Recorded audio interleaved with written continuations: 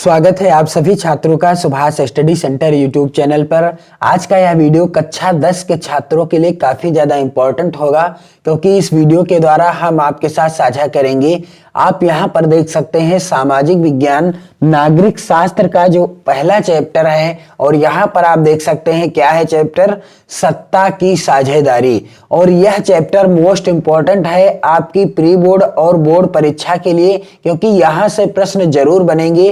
तो मैं इस वीडियो में आप सभी को इस चैप्टर के जितने भी बहुविकल्पी प्रश्न हैं, जो कि बहुविकल्पी प्रश्न कितने नंबर के पूछे जाते हैं बोर्ड परीक्षा में, 1 नंबर का एक प्रश्न पूछा जाता है। तो जितने भी इस चैप्टर के बहुविकल्पी प्रश्न हैं, मैं सभी प्रश्नों को करवाऊंगा आज के इस वीडियो में, और साथ ही यह भी बताऊंगा कि कौन सा प्रश्न मोस्ट इंपॉर्टेंट है आपकी परीक्षा की दृष्टि से। तो चलिए स्टार्ट करते हैं। तो यदि आप चैनल पर नए हो तो आप चैनल को सब्सक्राइब कर लीजिएगा तथा बेल आइकन को जरूर दबाइएगा, ताकि आने वाली प्रत्येक वीडियो का नोटिफिकेशन आप तक पहुंचता रहे। और साथ ही साथ आप मेहनत और लगन के साथ अपनी पढ़ाई को करना स्टार्ट कर दें, क्योंकि जनवरी माह में आपकी प्री बोर्ड परीक्षाएं होनी हैं, और हो सकता है इन्हीं प्री बोर्ड परीक्षाओं को काफी ज्यादा महत्व दिया जाए। इसलिए अब आपको तन मन धन से लग जाना है अपनी परीक्षा की तैयारी करने में। पहला प्रश्न है, एशिया के उन 2 देशों के नाम बताइए जिनमें 2 भाषाई और जातीय समूहों में संघर्ष था। पहला विकल्प है श्रीलंका और लेबनान, दूसरा है भारत और चीन, तीसरा विकल्प है मलेशिया और यमन, चौथा विकल्प है पाकिस्तान और ईरान। तो राइट आंसर क्या हो जाएगा कि एशिया के उन 2 देशों के नाम बताइए जिनमें 2 भाषाई और जातीय समूहों में संघर्ष था। राइट आंसर क्या हो जाएगा, श्रीलंका और लेबनान। राइट आंसर क्या हो जाएगा, श्रीलंका और लेबनान। अगला प्रश्न है यहाँ पर, सत्ता की साझेदारी का क्या अर्थ है। सत्ता की साझेदारी का क्या अर्थ है, सरकार के विभिन्न अंगों के बीच शक्ति का विभाजन या विभिन्न स्तरों पर सरकार में शक्तियों का विभाजन। दूसरा विकल्प है विभिन्न जातियों के बीच सत्ता का बंटवारा। तीसरा विकल्प है विभिन्न धर्मों के बीच सत्ता का बंटवारा, और चौथा विकल्प है विभिन्न भाषाई लोगों के बीच सत्ता का बंटवारा। तो सत्ता की साझेदारी का अर्थ क्या है, सरकार के विभिन्न अंगों के बीच शक्ति का विभाजन या विभिन्न स्तरों पर सरकार में शक्तियों का विभाजन। काफी ज्यादा इंपॉर्टेंट प्रश्न है यह, इसे आप जरूर तैयार कर लीजिएगा, मोस्ट इंपॉर्टेंट क्वेश्चन है। और अगला प्रश्न है यहाँ पर, बेल्जियम में सामान्य रूप से कौन सी 2 भाषाएं बोली जाती हैं। बेल्जियम में सामान्य रूप से कौन सी 2 भाषाएं बोली जाती हैं। पहला विकल्प है फ्रेंच और अंग्रेजी, दूसरा है डच और अंग्रेजी, तीसरा है फ्रेंच और डच, चौथा है डच और सिंघली। तो राइट आंसर क्या हो जाएगा कि बेल्जियम में सामान्य रूप से कौन सी 2 भाषाएं बोली जाती हैं, फ्रेंच और डच। राइट आंसर क्या हो जाएगा, बेल्जियम में सामान्य रूप से कौन सी 2 भाषाएं बोली जाती हैं, फ्रेंच और डच। तीसरा विकल्प सही है इस प्रश्न का। अगला प्रश्न है यहाँ पर आप देख सकते हैं, यूरोपीय संघ का मुख्यालय कहाँ है। यहाँ पर पहला विकल्प है ऑस्लो, दूसरा है ब्रुसेल्स, तीसरा है जिनेवा, और चौथा विकल्प है एम्स्टर्डम। तो राइट आंसर क्या हो जाएगा कि यूरोपीय संघ का मुख्यालय कहाँ है, ब्रुसेल्स में स्थित है। अगला प्रश्न है यहाँ पर, यह भी मोस्ट इंपॉर्टेंट है, सरकार के उच्च और निम्न स्तर के बीच सत्ता के बंटवारे को क्या कहते हैं। पहला विकल्प है क्षैतिज वितरण, दूसरा विकल्प है समानांतर वितरण, तीसरा विकल्प है ऊर्ध्वाधर वितरण, और चौथा विकल्प है तिरछा वितरण। तो सरकार के उच्च और निम्न स्तर के बीच सत्ता के बंटवारे को क्या कहते हैं। राइट आंसर क्या हो जाएगा, ऊर्ध्वाधर वितरण। राइट आंसर क्या हो जाएगा, ऊर्ध्वाधर वितरण। अगला प्रश्न है, श्रीलंका कब एक स्वतंत्र राष्ट्र बना। श्रीलंका कब एक स्वतंत्र राष्ट्र बना, 1946 में, 1947 में, 1948 में या 1949 में? तो राइट आंसर क्या हो जाएगा? श्रीलंका एक स्वतंत्र राष्ट्र कब बना? 1948 ईस्वी में। कब? सन 1948 ईस्वी में श्रीलंका स्वतंत्र राष्ट्र बना। अगला प्रश्न है मोस्ट इंपोर्टेंट, बहुसंख्यकवाद के सिद्धांत के कारण किस देश में गृह युद्ध हुआ? पहला विकल्प है श्रीलंका में, दूसरा है यूगोस्लाविया में, तीसरा विकल्प है बेल्जियम में और चौथा विकल्प है लेबनान में। तो राइट आंसर क्या हो जाएगा कि बहुसंख्यकवाद के सिद्धांत के कारण किस देश में गृह युद्ध हुआ? तो राइट आंसर हो जाएगा श्रीलंका में। कहां? श्रीलंका में गृह युद्ध हुआ। किसके कारण? बहुसंख्यकवाद के कारण। अगला प्रश्न है बेल्जियम की सीमाएं किन देशों से लगती हैं? तो यहां पर आप देख सकते हैं पहला विकल्प फ्रांस, नीदरलैंड, जर्मनी और लम्सबर्ग, दूसरा है नॉर्वे, फिनलैंड, स्वीडन, ऑस्ट्रिया, तीसरा है पुर्तगाल, स्पेन, स्विट्जरलैंड, रोमानिया और चौथा विकल्प है इटली, पोलैंड, लातविया, बोस्निया। तो राइट आंसर क्या हो जाएगा कि बेल्जियम देश की सीमाएं फ्रांस, नीदरलैंड, जर्मनी और लक्समबर्ग देश से लगती हैं। अगला प्रश्न है सत्ता के क्षैतिज वितरण से क्या तात्पर्य है? पहला विकल्प है सत्ता का संघीय वितरण, दूसरा विकल्प है सत्ता का अलगाव वितरण, तीसरा विकल्प है कार्यपालिका, व्यवस्थापिका तथा न्यायपालिका के बीच सत्ता का बंटवारा और चौथा विकल्प है केंद्र और राज्य सरकार के बीच सत्ता का बंटवारा। तो राइट आंसर क्या हो जाएगा कि सत्ता के क्षैतिज वितरण से क्या तात्पर्य है?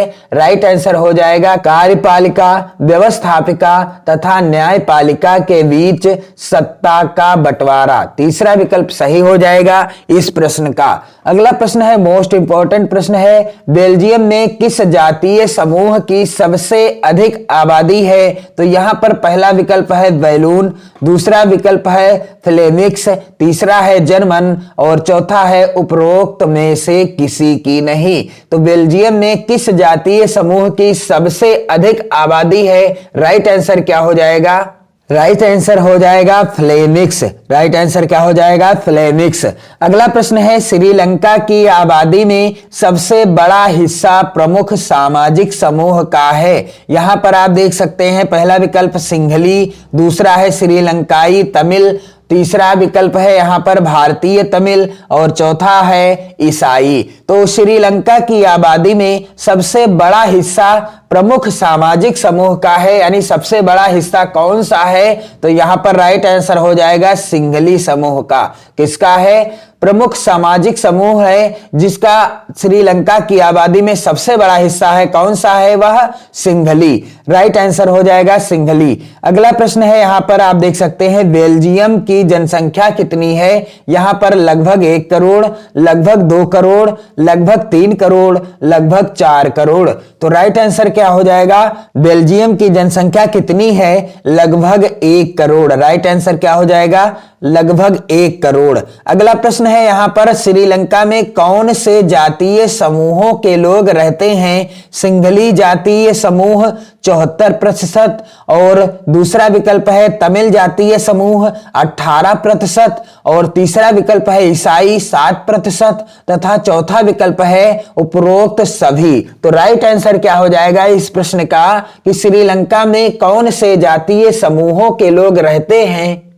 उपरोक्त सभी। राइट आंसर क्या हो जाएगा? उपरोक्त सभी। अगला प्रश्न है श्रीलंका में लोकतांत्रिक रूप से निर्वाचित सरकार ने सिंहली समुदाय की प्रभुता कायम करने के लिए कौन से कदम उठाए? यहां पर आप देख सकते हैं पहला विकल्प है सामुदायिक सरकार, दूसरा है संघीय सरकार, तीसरा है बहुसंख्यकवाद सरकार और चौथा विकल्प है विवेकी सरकार। तो श्रीलंका में लोकतांत्रिक रूप से निर्वाचित सरकार ने सिंहली समुदाय की प्रभुता कायम रखने के लिए या कायम करने के लिए कौन से कदम उठाए? राइट आंसर हो जाएगा बहुसंख्यकवाद सरकार। राइट आंसर क्या हो जाएगा? बहुसंख्यकवाद सरकार। नेक्स्ट क्वेश्चन, 1970 से 1993 ईस्वी के बीच बेल्जियम के संविधान में कितनी बार संशोधन किए गए हैं? पहला विकल्प है 4 बार, दूसरा विकल्प है 5 बार, तीसरा विकल्प है 6 बार और चौथा विकल्प है 7 बार। तो राइट आंसर क्या हो जाएगा? 1970 से 1993 ईस्वी के बीच बेल्जियम के संविधान में कितनी बार संशोधन किए गए हैं? राइट आंसर है 4 बार। राइट आंसर क्या हो जाएगा? 4 बार। अगला प्रश्न है, सत्ता में साझेदारी का अच्छा उदाहरण प्रस्तुत करने वाला शब्द कौन सा है? तो यहां पर पहला विकल्प है पाकिस्तान, दूसरा है श्रीलंका, तीसरा है बेल्जियम और चौथा विकल्प है युगोस्लाविया। तो राइट आंसर क्या हो जाएगा कि सत्ता में साझेदारी का अच्छा उदाहरण प्रस्तुत करने वाला शब्द कौन सा है? तो राइट आंसर हो जाएगा बेल्जियम। अगला प्रश्न है, बेल्जियम में निम्नलिखित में से कौन सी भाषा नहीं बोली जाती है? पहला विकल्प है फ्रेंच, दूसरा विकल्प है डच, तीसरा विकल्प है डेनिश और चौथा विकल्प है जर्मन। तो राइट आंसर क्या हो जाएगा कि बेल्जियम में निम्नलिखित में से कौन सी भाषा नहीं बोली जाती है? राइट आंसर हो जाएगा डेनिश। राइट आंसर क्या हो जाएगा? डेनिश भाषा बेल्जियम में नहीं बोली जाती है। फ्रेंच, डच और जर्मन ये तीनों भाषाएं बेल्जियम में बोली जाती हैं। अगला प्रश्न है, यहां पर आप देख सकते हैं, भारत में पंचायती राज की संस्थाओं में महिलाओं को कितना प्रतिशत आरक्षण दिया गया है? राइट आंसर इस प्रश्न का हो जाएगा दिए गए विकल्पों में से पहला विकल्प है 25%, दूसरा है 30%, तीसरा है 33% और चौथा है 35%। तो भारत में पंचायती राज की संस्थाओं में महिलाओं को कितना प्रतिशत आरक्षण दिया गया है? 33%। राइट आंसर क्या हो जाएगा? 33%। अगला प्रश्न है मोस्ट इंपॉर्टेंट, श्रीलंका में निम्नलिखित में से कौन सा धर्म है? तो यहां पर आप देख सकते हैं, पहला विकल्प है बौद्ध धर्म, दूसरा है हिंदू धर्म, तीसरा है ईसाई धर्म और चौथा विकल्प है इनमें से कोई नहीं। तो राइट आंसर क्या हो जाएगा? श्रीलंका में निम्नलिखित में से कौन सा धर्म है? इनमें से कौन सा विकल्प सही हो जाएगा? बौद्ध धर्म।